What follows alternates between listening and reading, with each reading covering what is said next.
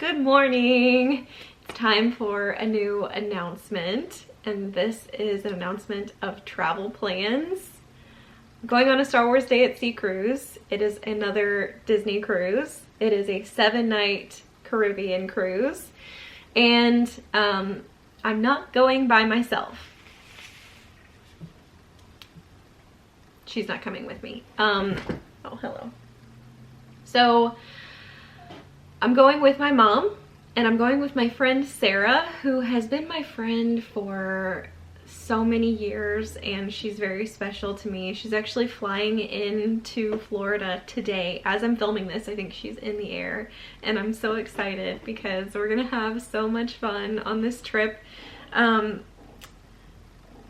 We're all very big Star Wars fans, and so I just think that it's going to be wonderful. This is my second Star Wars Day at Sea cruise. The first one that I went on was in January of 2020, right before everything hit the fan, and so I'm looking forward to doing it again. I think it's going to be a unique experience. I'm really looking forward to it. Yeah, especially with Sarah, because she's such a Star Wars fan, and I think it's going to be a lot of fun. So there are some other things I want to talk about in this video. Sort of becoming a tradition, I think, to talk about maybe some issues with Disney cruise reservations, because the last announcement video that I filmed for a Disney cruise, we had some problems, and this time, well, I wouldn't call these problems or issues necessarily. They're just, it's, you know, events, I guess, that I feel worth sharing. So first of all, I want to share with you that we are sailing using DVC points. We're actually using a combination of DVC points and cash, which you can do if you don't know. I'm not going to go into detail about that. I'm not going to tell you how many points because honestly I don't remember. But I know a lot of people, DVC members, don't like using points for cruising because they think it's a bad deal. They think it's too expensive. When you consider you can get, you know, a room at the boardwalk for less than 10 points per night, sure, maybe it seems like a bad deal. However, I feel like on a cruise you get a lot of things included. You get your room, but you also get food and activities. You're on the ship, you get to travel the world, and you get all of the character experiences. I don't know, it's my favorite way of using DVC points, so I'm excited about that. So I said we're going on a Caribbean cruise. We booked an Eastern Caribbean cruise. No, we didn't book it because of the ports. We booked it because the dates worked for us. Our original ports were St. Thomas in the US Virgin Islands and Tortola in the British Virgin Islands. Now I'm filming this on Friday, the day before we get on the ship. We get on the ship tomorrow. I'm really excited. So I'm filming this on Friday. On Wednesday, on Wednesday, we got an email from Disney Cruise Line that they were changing our itinerary. So this has never happened to me before. I have received emails from Disney Cruise Line in the past that they were, you know, changing a port, or, you know, like for our Panama Canal cruise, a port was changed to a sea day, probably because of like little traveling restrictions right now.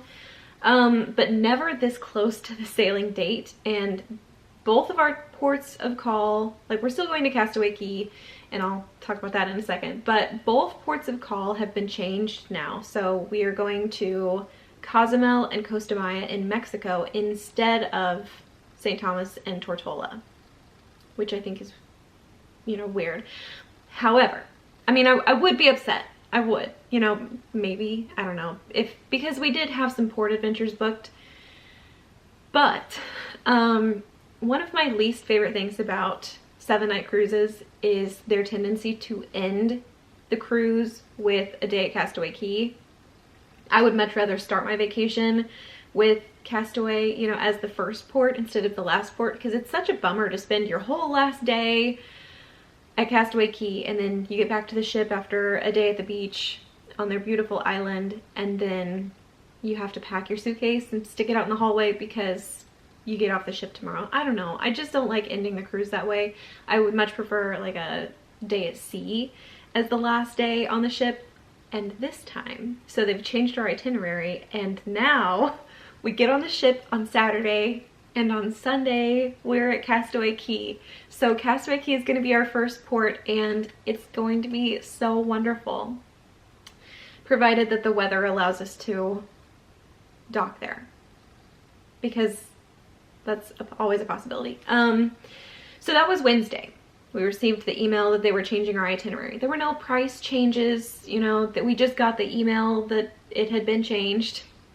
Also, along with that, in that email, they told us that our port adventures that we had booked for our other ports that we're no longer going to had been canceled.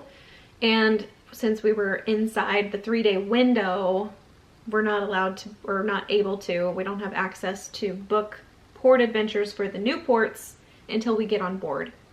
So it's a minor inconvenience, you know. We'll have to figure out what we want to do, and we'll have to find time to book that once we get on the ship. So it's sort of inconvenient, but not the end of the world. You know, we're still gonna get to go, and it's gonna be so good. So that was Wednesday. Tuesday, the day before Wednesday, this is Friday, Wednesday received the email. Tuesday, we received our luggage tags via an express envelope. We got our luggage tags in an express UPS second day air envelope. I was starting to get nervous like last week that we didn't have our luggage tags. It's not the end of the world if you don't get them. If you forget them and you leave them at home, it's not like, it's not devastating to your vacation. It's not the end of the world. However, it's always better to have them, just because this is how your luggage gets delivered to your stateroom once you get to the port. So when you, like, let's say you're flying to Florida and you're gonna take the bus, or, you know, you're gonna drive to the port, these luggage tags don't go on your suitcase until you get at least to Florida, if not to the port. We usually put them on once we get to the port, but we'll probably put these on our bags when we load up the car tomorrow morning to drive to the port. And that's something else that I'm really excited about, because in our new house, we are so close to the port now. It's like less than an hour drive. There's some traffic, or not traffic, road construction, so it may be an hour, but we're so close, which is so exciting. So I was talking about how I was worried about not getting these, and I was gonna call Disney, and then I thought, no, it's not a big deal, because if you forget your luggage tags at home, it's not the end of the world. It's just like a minor inconvenience, because you have to find somebody at the port that has like paper ones that you can write on. Basically what they need these for is they need to know your stateroom so that they can deliver your luggage to your stateroom after you get to the port. Because you get to the port, you give your luggage to like a porter, and then your luggage will be delivered to your stateroom in the hallway on the ship before you sail, or like later in the afternoon. So not the end of the world, but much more convenient to actually have the ones that Disney wants to provide you. It was just sort of odd that they delivered it so late and then in an extremely urgent fashion. So I'm glad we have them. I don't know if Sarah has hers, because we got Mom's and mine in our envelope here, and Sarah's address is different, so I hope she has hers. But if she doesn't, again, it's not the end of the world, because I don't know that we're gonna have 4 suitcases. I'm gonna have one, Mom's gonna have one, Sarah's gonna have one. So if we have a spare between the 3 of us, that's 4, and we've got 4 luggage tags right here. It's not a big deal. So we have our luggage tags. Our itinerary has been changed. I wanted to talk a little bit about Safe Passage check-in, because it was so easy this time. So when we went on our Panama Canal cruise in November, you know, setting up the Safe Passage, you have to do it like 2 weeks in advance of your cruise. You can't do it before 15 days before your cruise or something like that. So it was just, it's different, and so it's something that we were kind of worried about. But I had it set up for the Panama Canal cruise in November, and now it's January, and I don't know why I didn't think of this. Thank goodness I saved our passwords, because they saved our profiles. So Safe Passage is where you create an account and you upload your vaccination information so that they can verify your vaccination status. so that you will be safe to travel or cleared to arrive at the port or something like that. So this is also where they will upload your test results. When you get to the port, they will test you for COVID, and then they upload your results to this platform. They also have a screen at the port, I think, to tell you, at least they did in San Diego. I don't know what they'll do in Port Canaveral because I haven't sailed out of Port Canaveral during this time. And so anyway, you have to save your Safe Passage login so that you can check to see if you have passed your COVID test so you can get on the ship. But I saved our passwords for Safe Passage, and it was a good thing that I still had them, because when I went to go do the Safe Passage check-in for myself and for my mom, they had saved our vaccination information. All I had to do was upload or update the new cruise reservation and like sailing date or something. So it was really easy to verify that for us, and then Sarah's Safe Passage setup was the same as ours was the first time. But I just thought it was really interesting that they saved our information so that I didn't have to upload it again. It was really nice.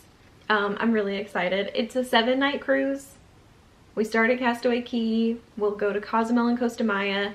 I do want to talk a little bit about Costa Maya. I'm sort of nervous. The only time I've ever been to Costa Maya was on a Disney cruise, and it was maybe 2013, 2014. It was a long time ago, and I know that that was a port that we did a scuba port adventure.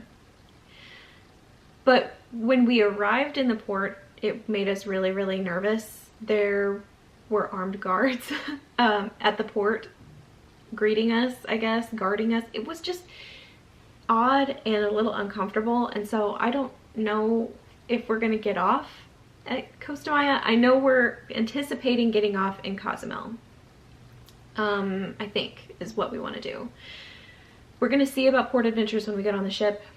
We'll see. I don't know. I have a bad memory about Costa Maya, and so I'm not sure what we're gonna do, but we'll see when the time comes. We'll see what happens. But anyway, I'm very excited. We're gonna be on the Disney Fantasy. We're gonna be on the Disney Fantasy tomorrow. It's so exciting. So there's 3 of us going: myself, my mom, Sarah, and also my best friend, Sarah.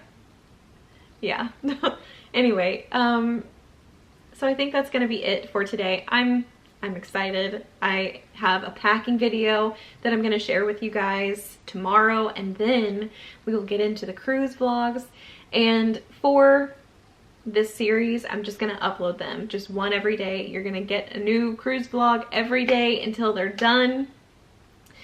If you have any questions, any specific items you would like me to address, leave it in a comment, and I will do my best to get to those, either in a video or just like replying to your comments. We'll see. But I think that's it. I'm done rambling. I'm gonna see you guys tomorrow in my packing video. Bye!